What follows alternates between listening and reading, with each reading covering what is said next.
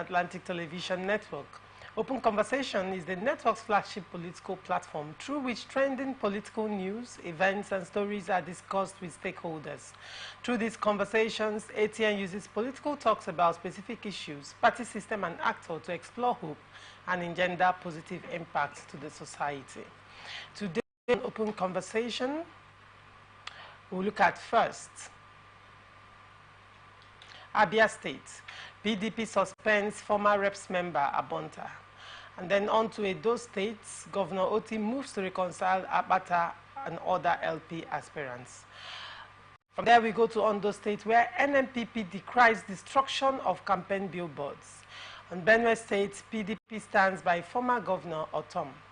And on Constitution Review, Reps Deputy Speaker Akalu says first draft ready next year. And on hardship, Professor Otomi slams opposition parties for failing to lead protest. We'll go on a short break, and when I come back, I'll introduce you to my guest and we'll dive right into the show. Don't go away.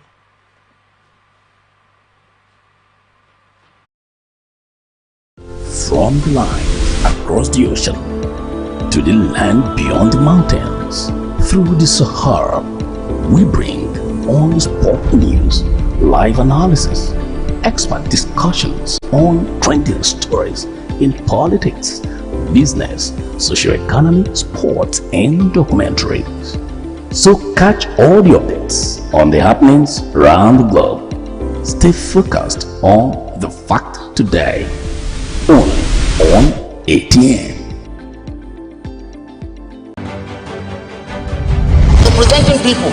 Mr. President, my people are under siege. I will place economic stability and confidence. You condemn this act and call for immediate release of this minister in the Temple of God. Give us access to our money we put in the bank. She said 3,000 is 1,000 to collect 3,000 naira. I've always said there are two sets of people on earth: the oppressors and the oppressed, cowards and the hypocrites. Which are you? No matter how tough, how high the obstacles, we always overcome. What Nigerians need now is not about something. Who can come and salvage us from where we are?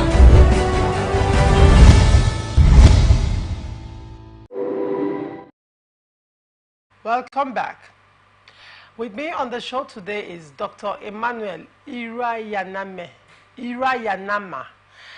Dr. Emmanuel is a management consultant, arbitrator, and social political commentator. You're welcome, Dr. Emmanuel. Thank you, my pleasure. All right, on to the story.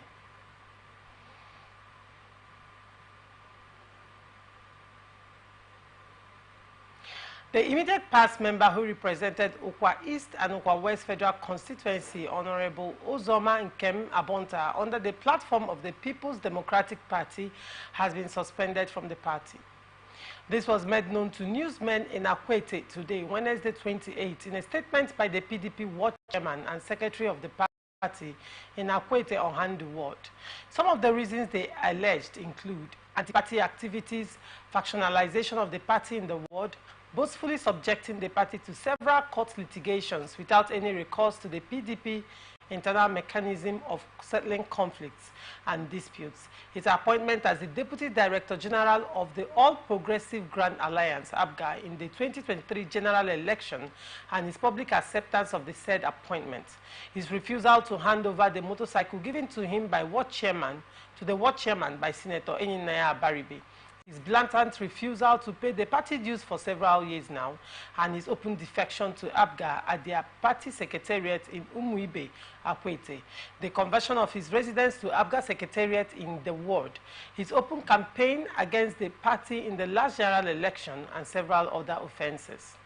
According to the resolution of the party on the suspension of the former PDP rep member, they said, his suspension followed a motion moved by an ex-official of the party and a stakeholder in the wards, Chief Zekios Okere, seconded by Chika Okere, and adopted by no fewer than 15 stakeholders and leaders, as well as members of the PDP ward executive of the ward.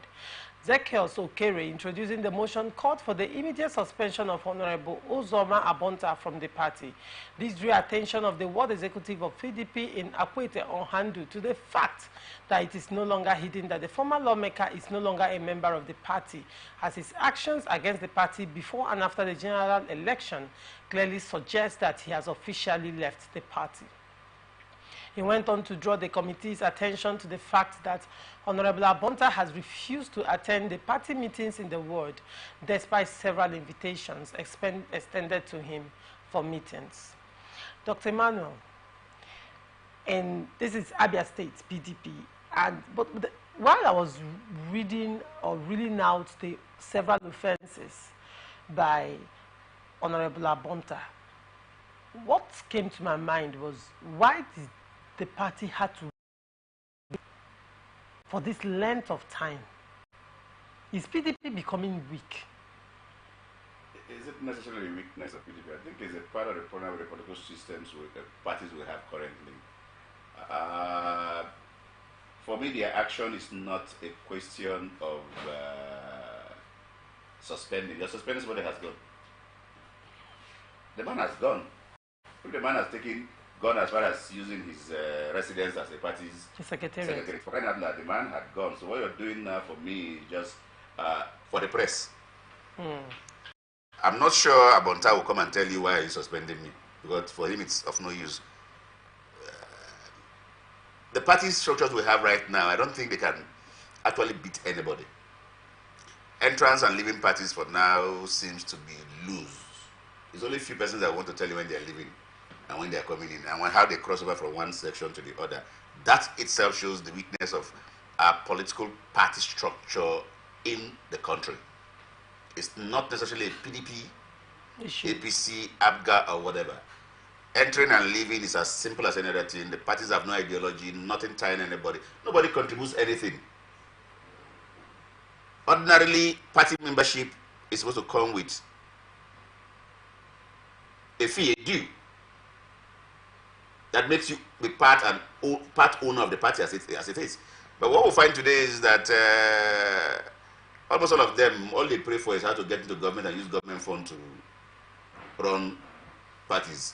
And where there are none, some few persons bring out money to run the party and then hijack the party such that they can live at will. Nothing is really tying anybody wherever they are. So what PDP has done for me is a show play, a show game, nothing else. Abonta is gone by every indication. The parties are weak, not just PDP. The parties are weak, not just party systems we have in the country are weak. A lot of anti-party activities have been going on at, different levels, and the party seems not to do anything about it. Now, political parties have constitutions and bylaws. Is it the inability to implement what is written in their constitution, or is it their weakness born out of personal interest? Well, the two of them. Personal interest will ordinarily make you not be able to do what you ought to do. But beyond all of that is, first, what is the place of people in the political parties today? As to know how effective a disciplinary process in the party can be. We're all aware how leadership in the parties arise. They are usually nominated by the persons who do the funding. They list their names and make them ward officers, LG officers, state and national officers. So you will say, ask me to challenge we have for our political parties. Now, who exactly is to blame at this point? Is it the executives of the party, at the state level, at the national level? First, let us not forget. Shouldn't there be check and balance? Let's not forget how these parties were created. They are all products of a rush. Okay. In 1999, it was an unprepared political party formation. It was a rush thing. Absalam got up and said, I am going on XYZ, period. Come and take over. So gladiators just moved, scrambled right, left, and center. There are no ideologies, there is nothing, and people just merely came and then immediately formed structures. You find a group of people who have nothing in common. Nothing in common, no ideologies. All they came in for was to grab power. From that point, was a disjoint in the parties, as it were. Who leads? What becomes the driving motive of the party? I've said elsewhere that our parties today, it simply means we have a serious problem, fundamentally. The parties are not parties, as far as I'm concerned, in the real sense of the word. So, even taking up disciplinary action and the likes, check their languages during elections. They keep it's divisive. There is nothing bringing us together as a result of proper. Is there democracy in the parties? How can there be democracy in the country if there is no democracy in the parties? Interesting. There's no democracy in the parties. What do you find in the parties are people being foisted? And this is not just for elected positions outside the party, including the party leadership. What officers are imposed? Nobody votes them. National officers are LG officers are imposed. State officers are imposed. National officers are imposed. So what you have is also imposed representatives, imposed governors, imposed presidents in the long run. So it's danger. What's the way forward? Do you think there is hope? For hope, I'm a very, very optimistic person. Okay. I believe usually that when you get problems, create solutions. Okay. These problems could continue. We'll get to a point. Right now, you find them fighting themselves, and it's good when they fight themselves. The more they fight themselves, they find a way to want to maneuver another. Take the case of River State, for instance. You find a who is now, for the first time, claiming that they whatever had closed their eyes over the years is dropped. So they claim they are amending laws. And I'm asking, beautiful as the laws, the amendments look, why now? Did you just lose something off your eye? And that's what's going to happen to these parties too. Remember, their major aim is to use it as a platform to go, and that's what they are actually rushing for. So the more they fail, and it's a pity that for a party like PDP who have been in power for a reasonable number of time, one would have thought that they would have learned their lessons. But let it continue as it's going. Others will learn and not follow the same path. It will get to a saturation point. Yes, okay. That's the hope I have. That it will get to a point where they will know that this system cannot continue. Allowing one person or two persons to lord over us is not the best thing that has not helped us. And that we need to set systems around us to do the right thing. And at that point, perhaps they will begin to build democracy first at the party level, and then it will permeate to the states and national level. Fingers crossed. Let's hope that this particular projection will happen. And perhaps the political parties will become better for it. I think it will. And maybe it's when some disgruntled members who feel left out. That's the whole ideology. The whole process of party formation is that people have come that perhaps are not like minds. And somehow they will keep shifting until they get to. The length of time is what I can't say here and tell. For some countries, it's usually a very short period. For others, the American democracy have been for years to have gotten to where it is today. Okay. But we hope that we should be able to use the historical curve to do our own learning shortened. All right. Okay.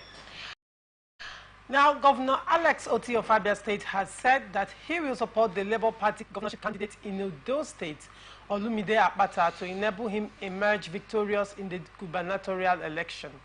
Oti said this in Umuahia while addressing the press after a meeting he held with the members of the National Working Committee of LP, Akpata and other governorship aspirants in the just concluded governorship primary elections in Edo State. He declared that Akpata has the capacity to run in the election, noting that reconciliation was very vital for the LP to win the governorship poll.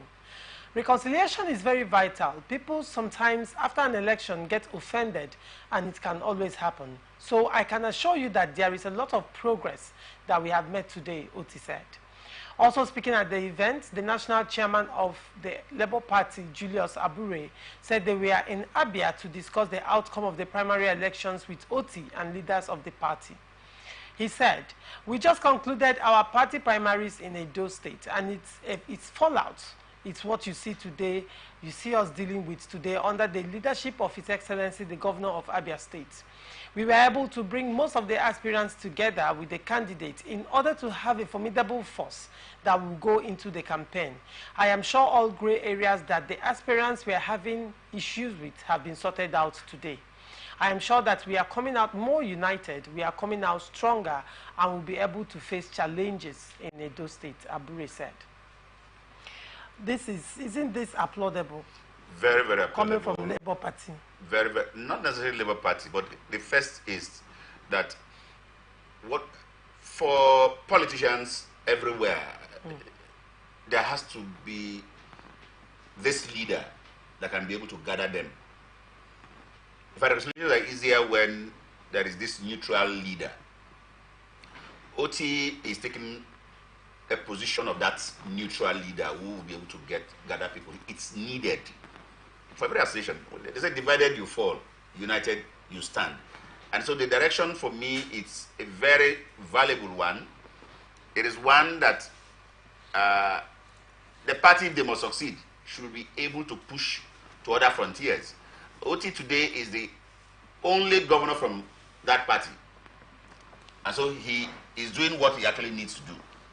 I wish them well. Akpata, a former NBA president, needs to also go around beyond what the leadership is doing. He needs to reach out to his colleague aspirants to see how they can actually form a front. At the end of the day, whether they win or not, what is more important for me is the fact that they're able to go to the election as a united front. The difference between one party and the other is the way it manages its internal. OT is showing a lead, and I hope other parties to learn that it's one way to resolve matters instead of always fighting to the end and then maybe taking political matters always to the court and seeking solutions just from the courts. I commend OT for what he's doing and what he has done. Hopefully they are able to shelve their grievances and work together. It will be a great team lesson for others. Now, looking at Edo politics, you know, Shaibu is crying foul and he's going to court to challenge the outcome of Edo primaries in PDP. On the other hand, APC, on the other hand, they also have their parallel candidates, and clearly they have not come out to say we have reconciled. So between APC and PDP, there is still a lot of tension and there is still issues going on.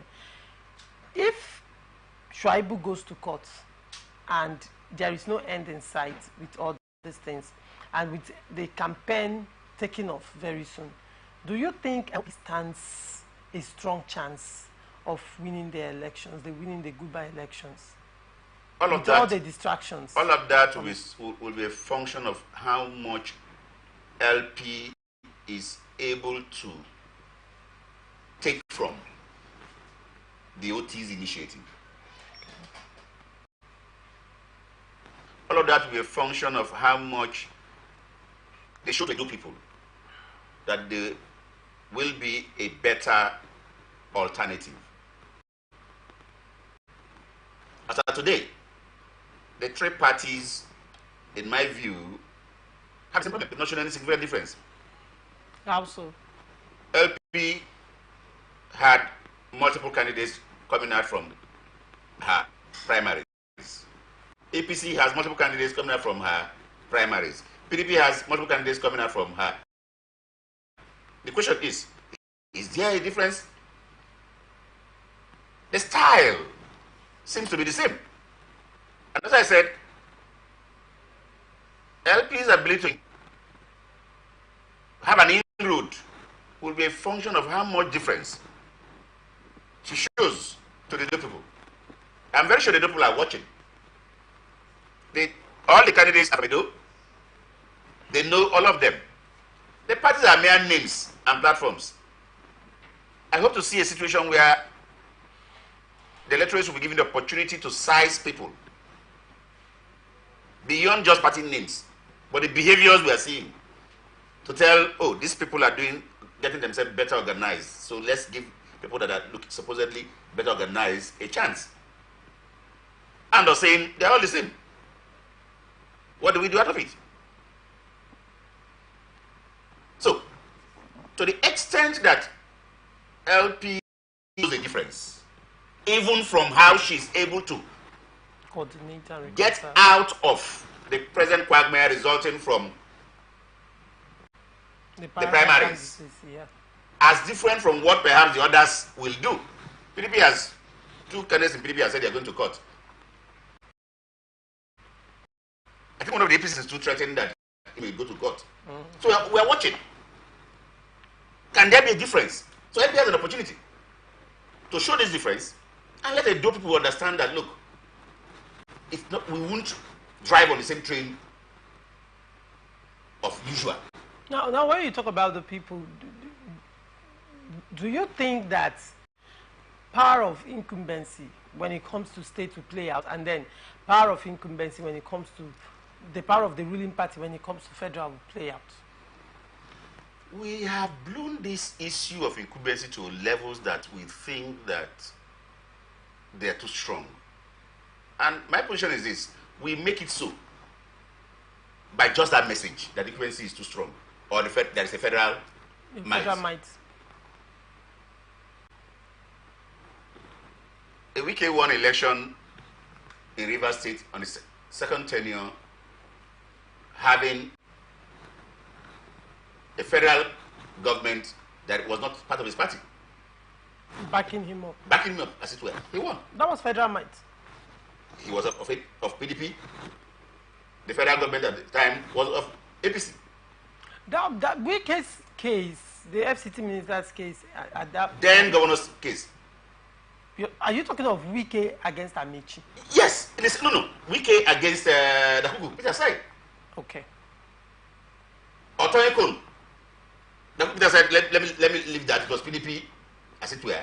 Okay, and then APC, yes. So some level of federal might will have happened. The second stage, the second tenure, you had a federal government that was DPC. Otoyekon was candidate of APC in the state.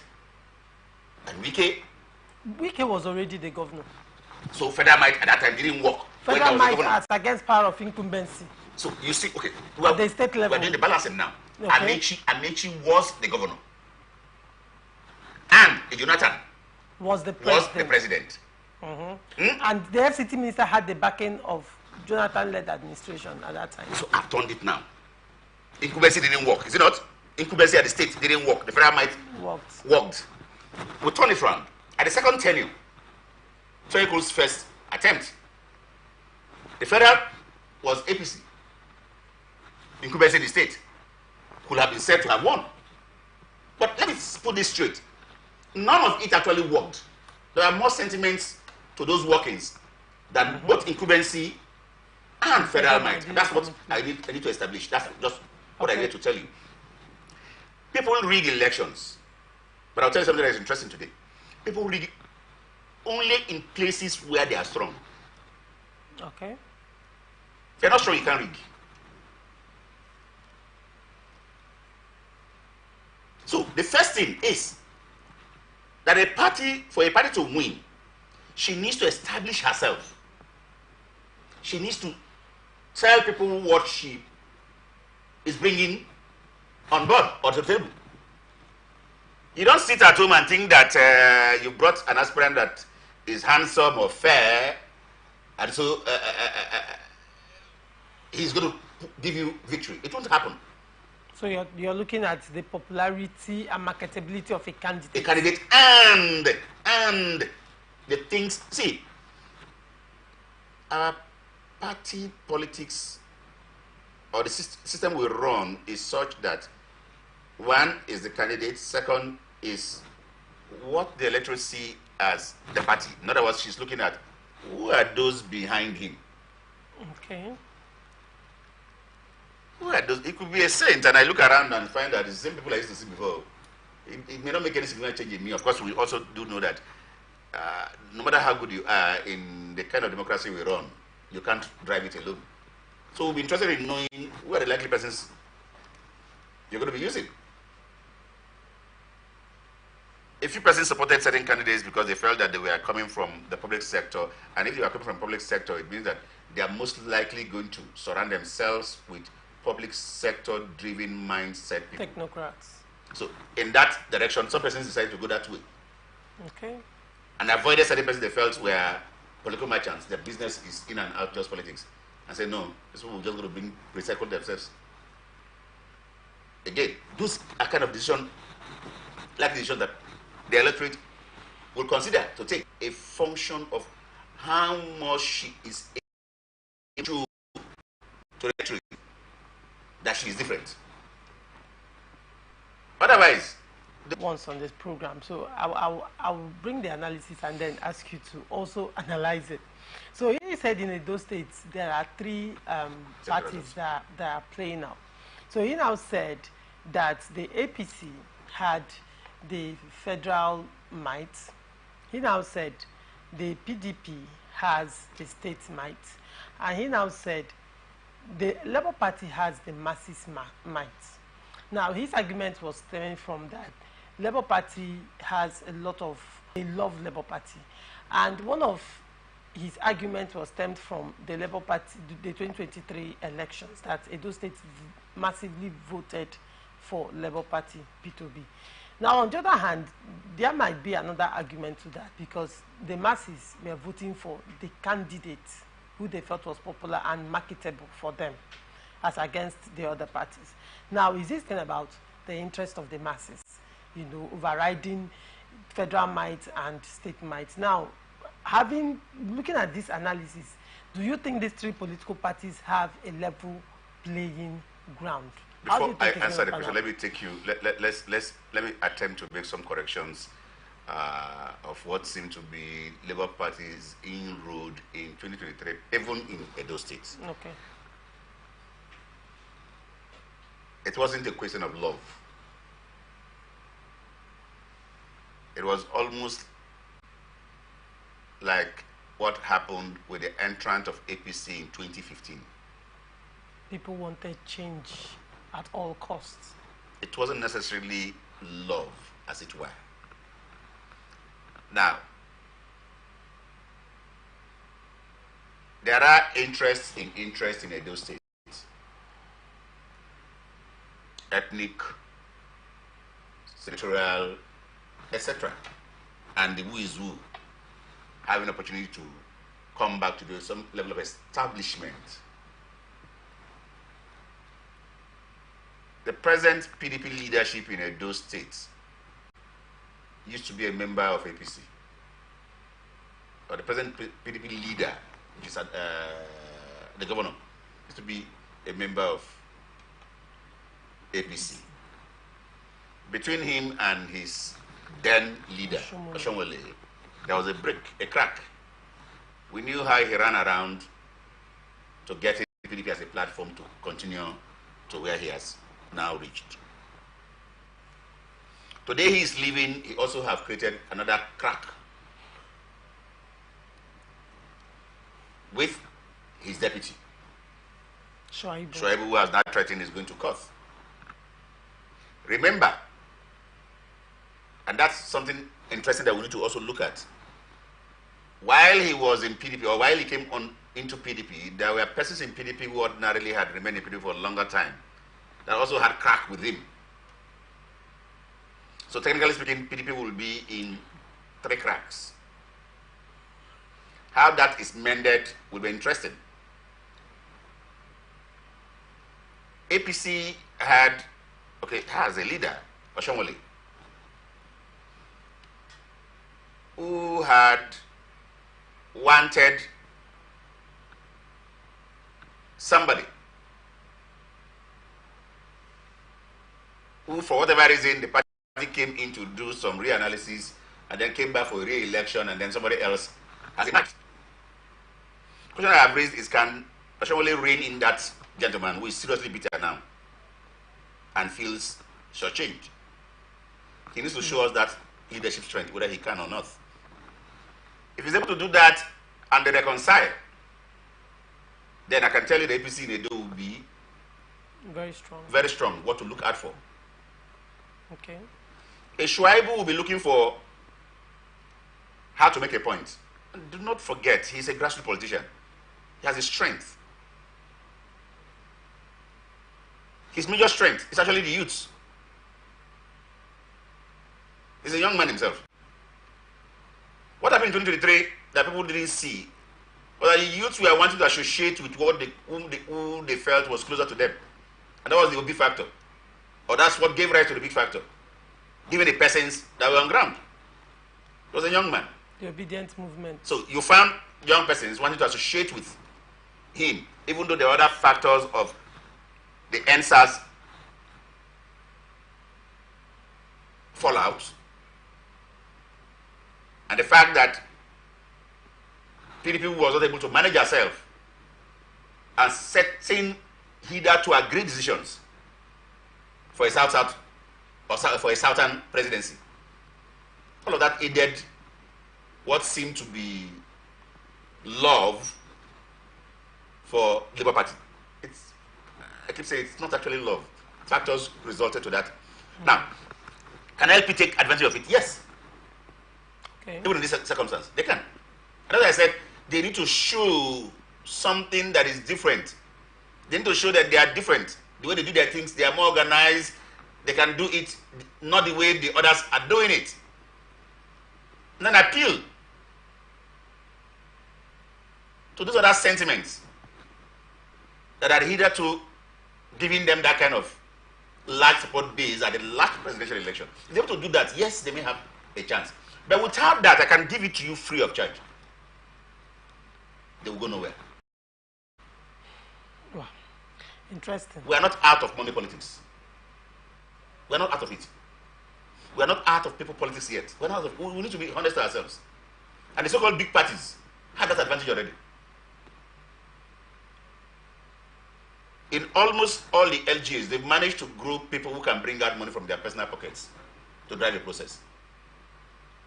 To what extent? Do not forget there's hunger in the land. We saw people who claim to be in a party on election ground voting for another party because they collected 200 naira, 500 naira. Do not forget that. So we're not out of money politics. So now, so the all that hunger are will be dangers. used as a weapon. All are dangers that we need to look at. So now the question is, does LP have the money, the finances? You need to look at all of that. To drive the election. You may not use, and that's why I say you need to look at those the soft spots of the people, of the electorates, and take advantage of it. Nothing stops a voter, for instance, from taking money from Mr. A and still vote for Mr. B. So it's left for you to cause him to do that. So you need to know what to tell him. You need to know how to woo him. You need to know. You need to work on his psyche, his conscience, to understand him, how to maneuver himself around the circumstance. But until you're able to do that, you have a problem. The other man can use money, but I can also tell the person why he should take that money quite well, but why that money is dangerous, and then why he needs to do something better after just collecting money. And that's why I've always said that it is not just the candidate that is the problem. The problem is the candidate and every other person surrounding him. How much more person can the persons representing the party at the different levels bring to the party or cost to be brought to the party? Whether it's financial, whether it's his outlook, or how much trust people have on him or her. If we're sure of that, then I could look the Labour Party way. But without that, it's a long, long, long journey. Interesting. We'll go on a short break. When we come back, we'll go to Ondo State, where NNPP decries destruction of campaign billboards. Do not go away. From the line across the ocean to the land beyond the mountains. Through the Sahara, we bring on sport news, live analysis, expert discussions on trending stories in politics, business, socio-economy, sports, and documentaries. So catch all the updates on the happenings around the globe. Stay focused on the fact today, only on ATN. Representing people. Mr. President, my people are under siege. I will place economic stability and confidence. To condemn this act and call for the immediate release of this minister in the Temple of Justice. Give us access to our money we put in the bank. POS operator, she said 3,000 is 1,000 to collect 3,000 naira. Where are we heading to? I've always said there are two sets of people on earth. The oppressors and the oppressed. And in between are the cowards and the hypocrites. Which are you? No matter how tough the challenge, how high the obstacles, we always overcome. What Nigerians need now is not about the taunting. Who can come and salvage us from where we are?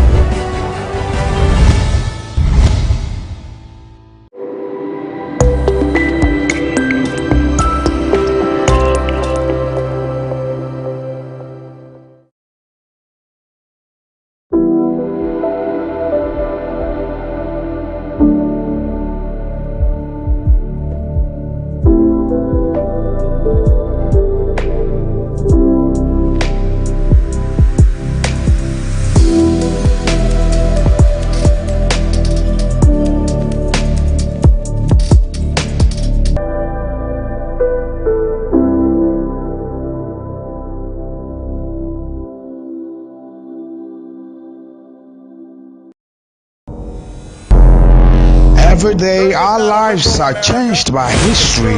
We are one people, all of us. Leaders, politics. Nobody's ambition is what the blood. I have fought a very family. Natural occurrence, war, and the world economy. I belong to everybody, and I belong to nobody. ATN covers it all on ATN Politics today.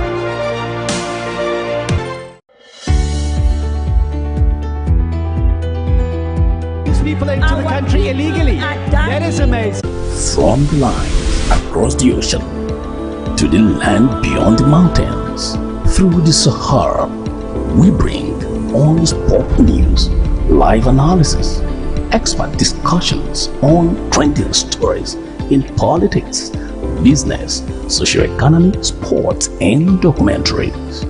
So catch all the updates on the happenings around the globe. Stay focused on the fact today, only on ATN. Representing people. Mr. President, my people are under siege. I will place economic stability and confidence. To condemn this act and call for the immediate release of this minister in the Temple of Justice. Give us access to our money we put in the bank. POS operator, she said 3,000 is 1,000 to collect 3,000 naira. Where are we heading to?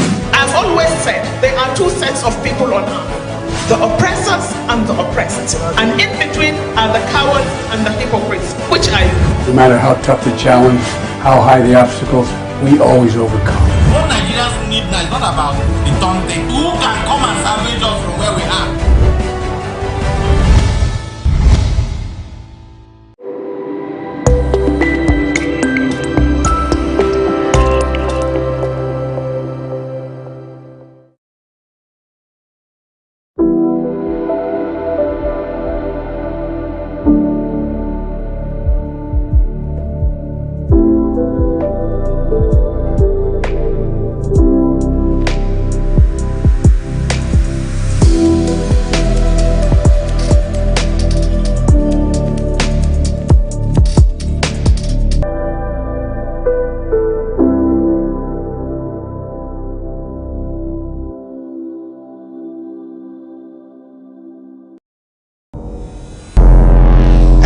From the lines across the ocean to the land beyond the mountains, we bring on sport news, live analysis, expert discussions on trending stories in politics, business, socio-economy, sports, and documentaries. So catch all the updates on the happenings around the globe. Stay focused on The Fact Today, only on ATN. Representing people, Mr. President, I call for the immediate release of this minister in the Temple of Justice. Give us access to our money we put in the bank. POS operator, she said 3,000 naira is 1,000 to collect 3,000 naira. Where are we at? I've always said there are two sets of people on earth, the oppressors and the oppressed. And in between are the cowards and the hypocrites. Which are you? No matter how tough the challenge, how high the obstacle, Come and salvage us from where we are. Come back. The new Nigeria People's Party, NNPP Ondo State, has called on security operatives to arrest and prosecute persons found destroying East aspirants' billboards across the state. The Ondo State Publicity Secretary of NNPP, Wasiu Sanusi, said on Thursday in Akure that there was an urgent need to stop the trend to prevent it from degenerating into a crisis. Sanusi said that a faceless group has been destroying the billboards of his governorship aspirants to prevent it from unseating the ruling party in the state.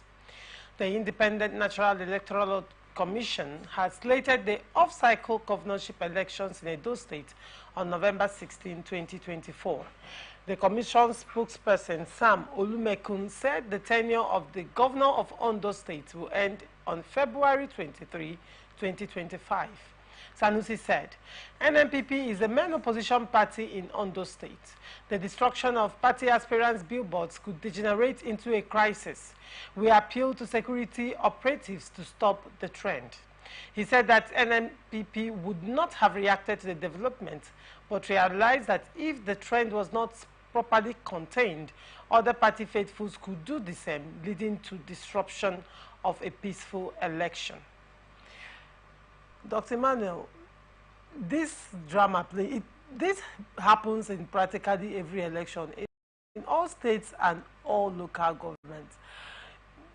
Don't you think this is quite childish? It is childish, it is dangerous, but I have an if clause. If in this case it's really happening. If a PDP in Ondo State is the one shouting, it will make some sense to me. Why do you say so? And I'll tell you straight. The political parties, okay, that's part of the whole game, and that's a case of propaganda. I don't see NNPP, as far as I'm concerned, in Ondo State as having enough weight. A major, well, usually this to between two major contenders. And I'm not seeing NNPP, so I'm surprised. I'm surprised that this is happening or this is being reported as it is. If PDP was the one shouting, for instance, I say yes, so they have almost equal chance of taking over, as it were. But be that as it may, if it is true, the security agents have a whole lot of good duty to do. This must not be allowed. The essence of democracy is that people's views are allowed to be heard. And if it means, then it's not democracy. Except some persons are afraid of somebody somewhere. And it shouldn't just be. The field is open, for crying out loud. The field is open. Warn your people. If I see you destroying my billboards, for instance, I will laugh. It means that I have power over you. And then I better go back and increase that level of power. So if NNPP is truly, as she claims, the major contender, yes, she has reported, but it means she has some advantage. She should please blow it up. Not to go and retaliate. It means that the NNPP is a threat. Yes, that's what it means. So please do not join them, if it is true, do not join them in destroying any billboard, which is the crisis we want to avert. Don't join them. Promote that strength you have, that you think is making them go to want to destroy your billboard. Because I'm not sure they will destroy the person. I'm not sure they will be able to destroy the real strength you have. The billboards are just for people's seeing. But that's not to say it's a good thing. That's not to say it should be allowed. Security agencies must be able to protect all the political parties, guarantee them equal ground to operate. Okay. We must be very careful how we create crisis. Nigeria has much more crisis to handle. Political parties should not add more for us. Now let us look at thuggery during politics. This appears to be the handwork of political thugs. Now the question is, the masses know who these political thugs are. They live with the masses, and usually they are the masses as well. Year in, year out, the same thing keeps happening. Then after elections, these political thugs are left to fend for themselves. Some take to the streets, some they take to life of crime. Then they are abandoned by their principals. Years down the line, another election cycle, they remember them again, start giving them stipends to use them, to perpetrate violence and other electoral malpractices. The question is, why can't the masses learn? How many years of independence, how many election cycles have we gone through? Why can't the masses learn? Why do we keep making the same mistake over and over again? Assuming a person does not know a thing, he is meant to be taught. And if there is no grounds for teaching, then he is likely to remain who he is. Part of the essence of political parties is to be able to do political education. And that's where I say that there is no party. Mm-hmm. Because that's one of the major functions for the political parties themselves. How much message have you been able to pass around? It has happened. And the results are there. Collect it. Educate the people. The monies we collect, the 1 naira, 5 naira, 200 naira, 300 naira, we collected from people to put them in power. See the results. It can be better if we do not take it. We can take these monies and do otherwise. Their children are not part of you as thugs. They've sent their children to Cambridge, so that when they come back, the only job you will have gotten here, they take it first, because they will be considered to have gotten more qualified. They will be considered to be more qualified, or they've gotten experience from outside. Mm. So what's your stake? There is need for that education continuously. Not just when there are elections. Run what seems to be pseudo government, parallel governments, and understand how governance is supposed to be, and educate people. This is what we could give. No political party is doing it. No opposition is doing it. Apart from abuses, none is doing it. I think something else will happen. Nothing will happen. The same thing will happen. And that's why we're busy turning around. The average thug is a poor man who is hungry. So for him, he's looking at now. He's not looking at tomorrow. So how do you make him see tomorrow? Until you show him what he can get. If the man is hopeless, he doesn't see tomorrow. So what extent are you showing him that, oh, look, there is a tomorrow? There's hope. That what you're getting now is actually shortening your tomorrow. And until you let him know, we know them. They're your brothers, they're our sisters, they're our children. And somebody's taking advantage of them. So how much are we educating? So we must use everything available. The religious houses, the schools, the political parties that came to be positions. It has helped nobody. The only thing is that today it could be good for you. Tomorrow, it may be against you. The political parties want to train them, knowing that if political parties inform them and teach them, what it means is that they have stripped themselves of their weapon during elections. Which means first of all, they're actually not thinking in line with the interests of the people. The people. A nation is supposed to move from point A to point B and not going back. You don't move from point A to minus A point. You don't do that. It's forward that you're supposed to do. And if you need to do that, then you need to see your operations in a much more holistic perspective. First, they are fluid. All of them are fluid. The so-called politicians are fluid. They move from one party to the other. So today you are party A, you've used these same talks to do this. Tomorrow you don't know where you will be. Maybe this same party will still use them against you. And that's what happens actually. They know them. After the period, when the same boys move to another party, they tag them names and find a way to kill them. But until somebody is able to collate and show that, look, Mr. A used to be the talk for Mr. B. And he has been his talk for 25 years from 1990 till now. Look at him, he has remained where he is. Mr. A that have used him, his children have grown like this. See where they are. Do you want to continue in this trend? Somebody needs to do it. If not the party in government, the opposition has that duty to show. Because if you are the opposition uses that and then stops this trend, and you win power, you also know that you won't be able to use that same element. And at the end of the day, we'll have a better society. Right. So we must be able to educate these so-called brothers and sisters we have as talks. That look, this is not the path to go. We are destroying the nation, we are destroying ourselves as people in the nation. Okay. All right. On to Benue State. The People's Democratic Party in Benue State said on Thursday that it is standing by its leader, the immediate past governor of the state, Samuel Otom, to appear before the two commissions of inquiry set up by the state governor, Reverend Father Hyacinth Alia. On Monday, the governor inaugurated two judicial commissions of inquiry to probe the activities of the immediate past governor's 8 years of office.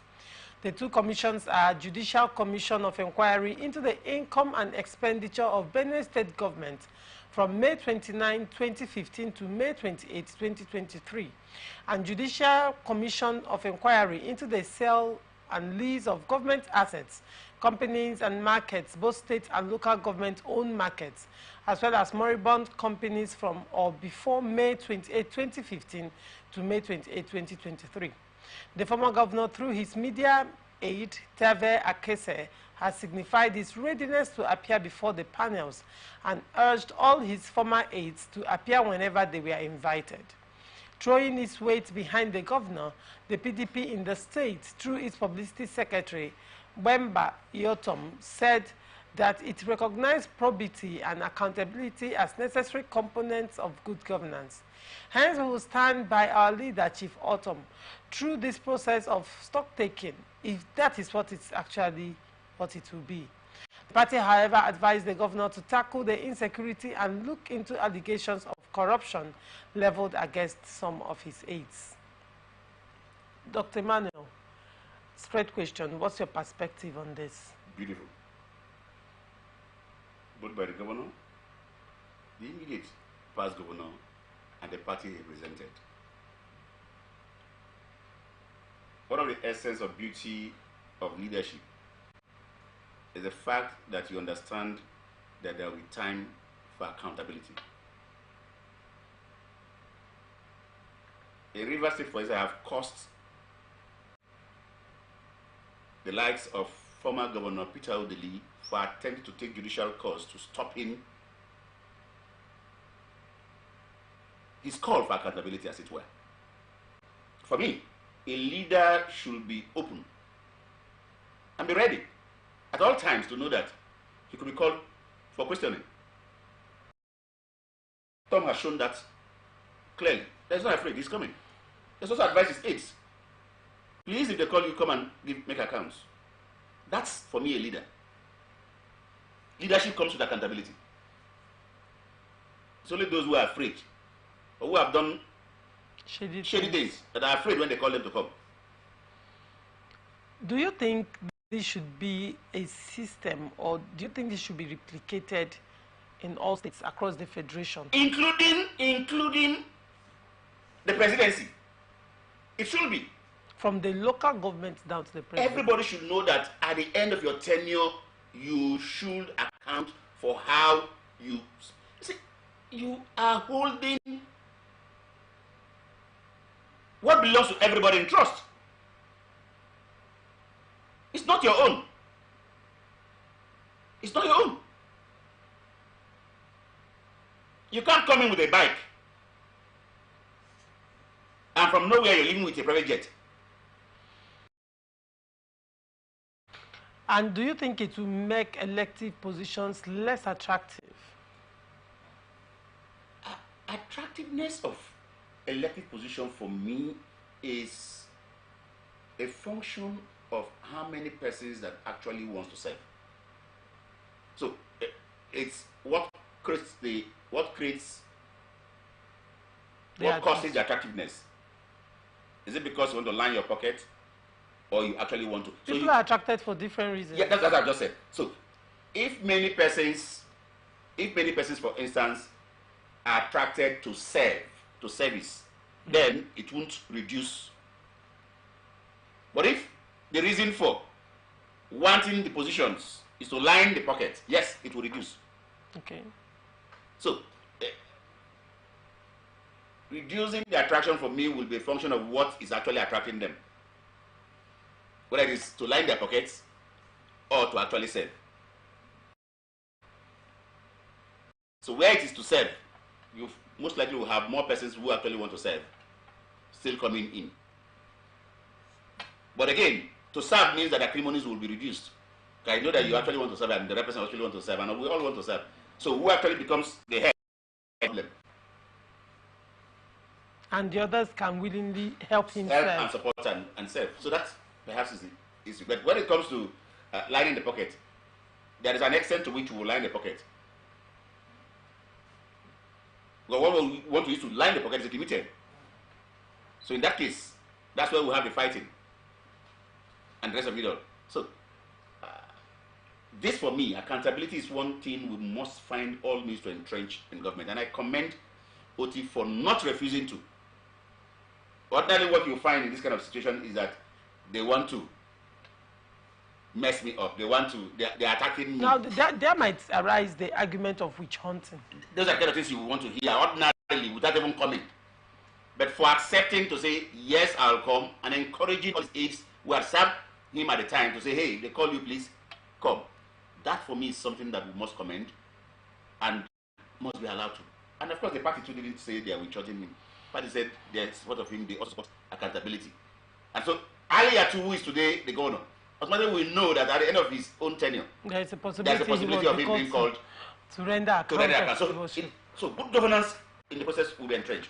So this is engendering goodness. Governance. Now, aside from leadership, at the local, states, federal government level, let us also look at government parastatals, account of stewardship in government parastatals. Let's start with EFCC.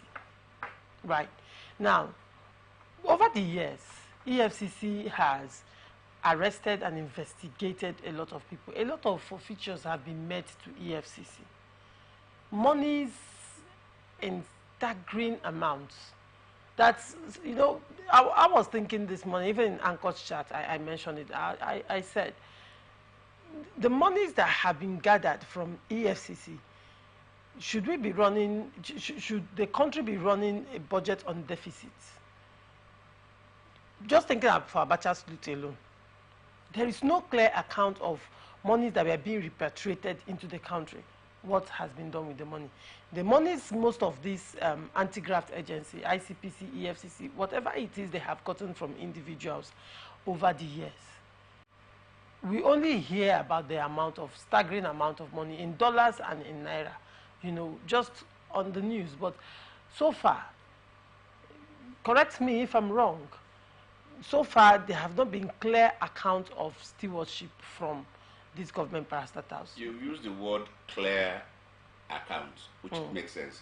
I feel it's long I actually used land transport. But recently I did go to Asaba by the road, and as I climbed the bridge, I saw some funny signboards. This project is half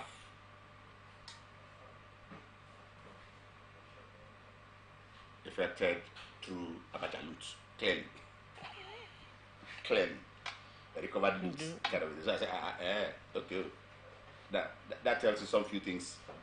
To some extent, some accountability have been done. But the entire blame for me is actually on the oversighting institution. Okay. The government process creates for who to do the checking. And when they fail, this is what we see.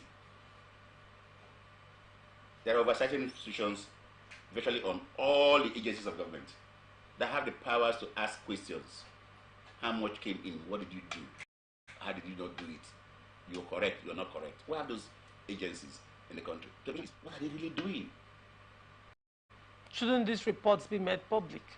That's the question. That's what I'm saying. What are they doing? They owe us as Nigerians. What are they really doing? Are they telling us actually what they're doing? So much is actually done, but persons who are at certain points that have certain duties have failed woefully. I used to tell people, not until very recently, I think just in the last administration, do you know that JAM generates so much revenue? Hitherto now, nobody knew.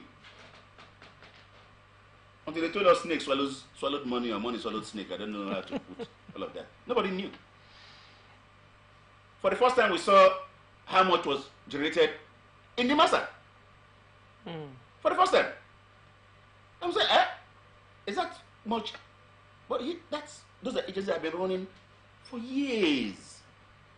But there are persons who have oversight functions to tell, and those are the ones that actually have the right to tell us what is really happening.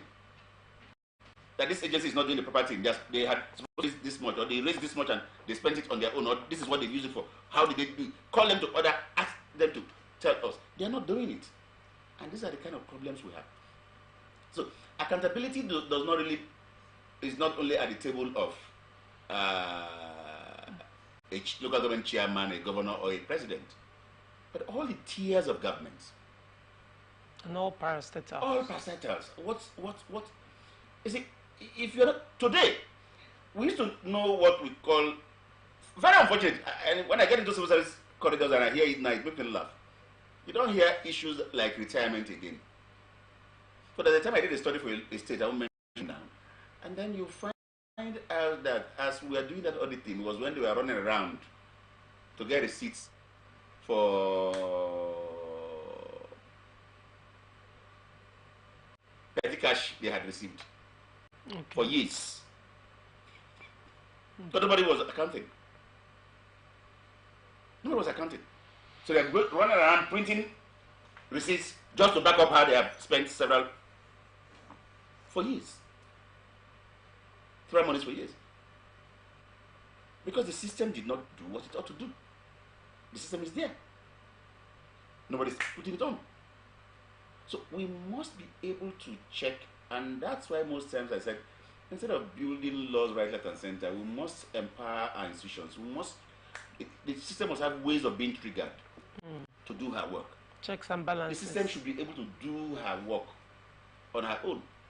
We found in America at the tail end of Donald Trump's presidency an attempt to overrun the system. The system was what blocked him. Same thing can happen here. It didn't require anybody to give in an order. Nobody gave an order. But the system stopped him to say, no, this right you don't have. He gave an order to the system to go and say, sorry, that's not part of what we were created for. But if it were here, a state governor can use the police to do something completely unlawful. A council chairman can use police to do something unlawful. The system cannot be able to say, no, this will not fly. And that's what we need to build. Build institutions that will be able to clearly have the pins to say, no, this is this boundary, this is this boundary, this should happen. Why has it not happened? Trigger it on, and then cause it to happen. And until we get to that level, for me, accountability is the strength of leadership, strength of governance, strength of democracy itself. A system that doesn't have accountability is straight into it is as good as dead. Okay. All right. Deputy Speaker of the House of Representatives, Honorable Benjamin Kalu, on Thursday disclosed that the first draft report of the ongoing review of the 1999 Constitution will be ready in August 2025. Honorable Kalu, who disclosed this in Abuja during a press conference held at the instance of the House Committee on Constitution Review, also announced that the final clean copy for the presidential assent after the voting on the expected issues of concern by the two chambers of the National Assembly will be out in August 2025. It will be recalled that the committee on its inauguration on Monday in Abuja gave a 24-month timeline for the conclusion of the exercise. Some of the thematic areas are residency and indigent provisions, immunity, the National Assembly, process of state creation, state access to mining, federal structure and power devolution, local government and local government autonomy, public revenue, fiscal federation and revenue allocation, Nigerian police and Nigerian security architecture, comprehensive judicial reforms, electoral reforms to strengthen INEC to deliver transparent, credible, free and fair elections, among others. Honorable Carlo said, "We are pushing to ensure that in our activities, that in no distant time, the first draft of the work we are trying to do in the Constitution will be ready. This will be subject to approval of the work done by the subcommittee. Let me mention that our target, the first draft of the Constitution, will be out in August 2024. What part of the Constitution amendment or Constitution review strikes you? Well, virtually all of the things mentioned around the thematic are issues that have continued to worry the average Nigerian. Virtually all of them fall around the repeated quest for restructuring of the country. Whether it is local government autonomy, whether it is revenue, whether it is security, the police and security, whether it is INEC, all of them are revolves. And of course, I heard recently when the president, just yesterday or so, when the president did say that work on restructuring, that they are laying foundation for the work on restructuring. This for me seems to be part of that kind of foundation they are laying. I'm also aware that most of these were actually amended just 2 years or thereabouts in the last government, and died when they got to the states. Things like local government autonomy, status, legislative autonomy, and the rest of it. They died. They didn't get the required support. We praise this time, after the National Assembly, the other parties to the amendment process will be able to support those amendments to see the light of the day. We are one group of people who shout but do not effect our shout. We keep saying every other time that this is not what we want. But when it comes to effecting what we want, we fail. So I hope this will not suffer what the last amendment to some extent suffered. So are you currently under President Bola Ahmed Tinubu administration, are you positive that this time it will be different? I have Do not forget that there have been increased agitation for local government autonomy. I have refused to look at we getting the real change from a one-person or as a one-person gift. Let me take that as a one-person's gift. It's a gift we as Nigerians will need to give to ourselves. And I will take time to explain this a little. The immediate past president, in an attempt to wanting local government autonomy, went as far as issuing a presidential order. We knew where it ended. Of course, it's constitutional. And some of the governors told him, you don't have the power to do that. So perhaps that's what one of the things they are now looking at. Yes, it didn't happen because it required a constitutional amendment to be able to achieve that. Now my question is, when it gets to the states, given the way we know the states and their state assemblies, the governor, when I say the state, I'm meaning the governors, and the state assemblies, will they want to implement, remove the grip they have currently on local government areas? Because as of today, local government areas, for instance, are mere appendages to the states. They don't exist. The existence is just how the governors want them to exist. So until that happens, then we can be able to say Tinubu has succeeded, or Tinubu's tenure has succeeded in. So the real persons that Nigerians need to look at now should be the state governors. We need their commitment. We need the commitment of the state governors, and indeed their assemblies, to do the wish of the people. So until the assemblies, state assemblies, and the state governors toe the line or the thinking of the National Assembly and indeed the President in these directions that they've shown, I see this as a mere jamboree. Now, let's look at the legislature, because this falls on their table. The legislature, they are there on the mandate of the people, representing the people. Supposed mandate of the people. Now, can't the people impress it upon them to do what is right? The only thing constitutionally you have to do that impressing is your evocation of the power of recall. And the same constitution has made that process very cumbersome. We saw the attempts in Kogi against Dino Melaye and how it ended. It's a Herculean task. It's a Herculean task. Particularly given the poverty level, because the ordinary order time will have been at the next election. And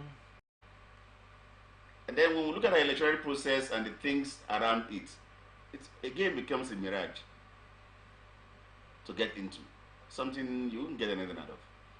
So, it's a plea. You will ask yourself, for instance, why would an assembly member who ordinarily is supposed to be a beneficiary of the autonomy of the legislature vote against it? Interesting. It's an very funny thing. But of course, you know why. Majority of them have no other work to do. This is just an opportunity to make money. And so they know that if you pull it through, the likelihood of you, given the structure we have, coming back to that assembly at the next tenure is slim, because somebody dictates who becomes an assembly member in government house. So you need to listen to him and do what he's saying as against what the people want. And that's the challenge you have. So this amendment must find ways to see how she can reduce the powers, the presidential and governorship powers, as much as possible, such that the other tiers of government won't be a complete. Do you think the National Assembly will want to reduce its powers? It's not the power of the National Assembly as it were. They want to get more power. I'm not even looking at that. Okay. The problem I'm looking at is the executive powers that have caused them to do things that sometimes you begin to ask yourself, is this person sound? Executive powers of the states. The states? For now, the state governors are superpowers. All the parties you find, their problems are the state governors, nothing else. So far, we've seen that apart from perhaps President Obasanjo, who meddled into parties, we've hardly found any president who had been that much into how parties are managed. We've not seen any serious one. But the real persons who have created these non-democratic processes we find all around are state governors. They dictate who becomes a National Assembly member, they dictate who becomes State Assembly member, they dictate who becomes council chairman, they dictate virtually everything they dictate. And so all the fights around the state, go and find out. It's just between the state governors and those that want to take over from them and those that want to get into certain positions. So you are bound, whether you like it or not, to either be loyal or you get out. And that's why you will find, I gave you an instance where a law is being advocated to empower you as a legislator to be autonomous. And you're called to vote for it. You're voting against it. Because you know that after that voting, you're not likely to come back to that assembly. Because somebody holds the string. You have displeased your principal. Yeah, somebody holds the string. for your coming back or not. And because of the kind of persons we have who have no other means of livelihood apart from taking from the national, drawing from the national cake, they are tied. Now, if he leaves assembly in the next 2 years, you will find him begging. His survival is tied to it. So for that purpose, you're seeing the man muted, as it were, and he's doing something against himself directly. So until we're able to tweak that situation, reduce that power, so make this man think rationally. So for now, they are all. You can look around the country and see decisions of most national assembly. Most legislators. Their decisions are not their decisions. Their decisions. In fact, if you see them talk different outside, you see them talk rational. Let them get back to their chambers. It's a ye.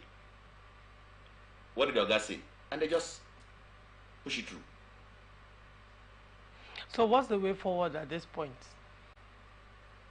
If the National Assembly is sincere, because they seem to be more democratic, I chose my word to the large extent, they seem to be. They seem to have more powers to thinking independently as compared to most of the states. They have opportunity to, in this review, to look at the powers of the governors. They need to look at the powers of the governors. They need to look at the party structures for the country. During the Second Republic, as it were, party membership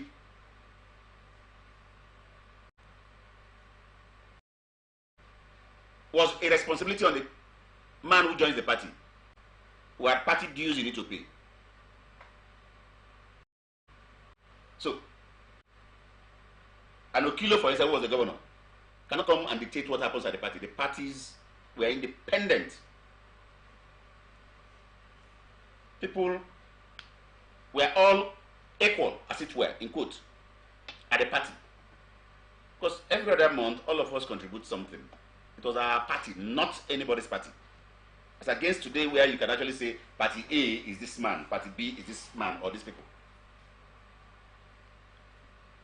So, until that kind of structure needs to be returned to help the parties. As soon as we have democracy at the party level, then the country can actually say democracy will come in. All right. Thank you so much, Dr. Emmanuel, for coming on Open Conversation. Always my pleasure. It was a pleasure, sir. Thank you. And this is where we wrap it up on this episode of Open Conversation on Atlantic Television Network. You can stay connected to us on all our socials, Facebook and YouTube, Atlantic Television Network, Instagram and TikTok, Atlantic TV Network 1, Twitter, Atlantic TV Net. Watch us live on our website, www.atlanticnetwork.tv. Do not forget, peace and unity are the pathways to progress. Thank you for watching.